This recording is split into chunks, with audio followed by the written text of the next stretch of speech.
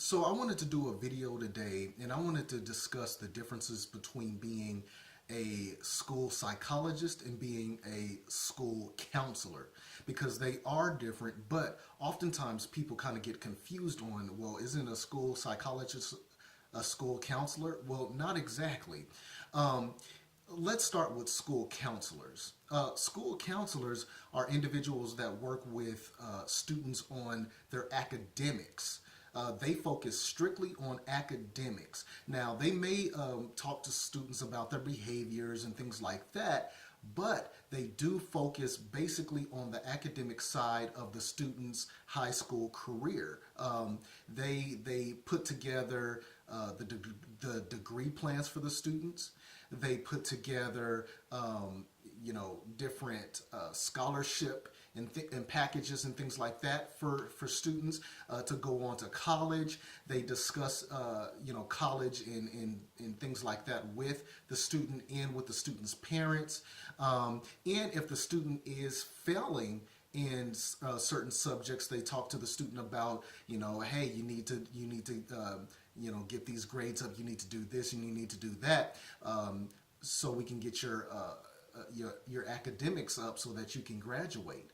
Um, Many states have standardized testing, and so they also, if a student fails a standardized test, they may, give the student options on what they can do in order to pass a standardized test. They may get them involved in an after-school program. They may get them involved in some remedial classes or something like that, so that the student can pass that that standardized test, so that they can move on to the next grade, or they can graduate from high school.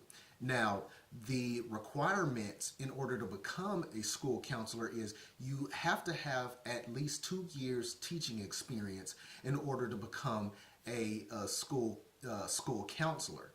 Now, school counseling programs usually are about 48 college credit hours. So it was 36, and they moved it up to a 48-hour program now. And so you have to get a master's degree in school counseling in order to be a school counselor. And like I said, it's about 48 hours. Some programs may be a little bit more, but typically the standard is about 48 hours of college credit. And then you get a certification as rather than a license as a school counselor. So you become a certified school counselor is what you get. And I believe you pass like a praxis exam or something like that, and then you are able to get that certification. But like I said, you have to have 2 years of teaching experience, and I believe that you have to have your teaching license. I think at one time maybe they took being a substitute teacher as that experience, but I think now they are requiring that you have had your teaching license for the 2 years and that you have taught for the 2 years in order to go ahead and get certified as a school counselor. Now, I've talked in many videos about how to become licensed as a school psychologist, but to kind of just do a fast review, you do have to have at least a master's degree, but you can also get a specialist degree or your doctorate in educational or school psychology.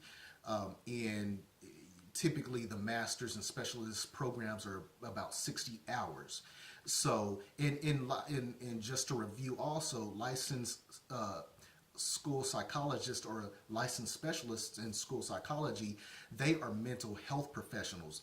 And they focus on behavioral and emotional problems that the child is having rather than the academics. Now, if a child is struggling and having a hard time learning, they may try to work with the teachers and the educational diagnosticians and things like that to figure out what's going on, why this student isn't able to properly study in the classroom.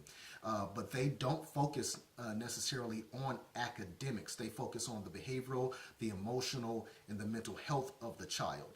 And the school counselor focuses on the academic side of the child's experience at school. So I hope this was helpful.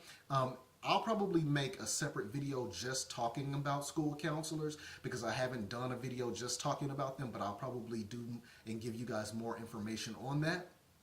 If you have any questions, please let me know.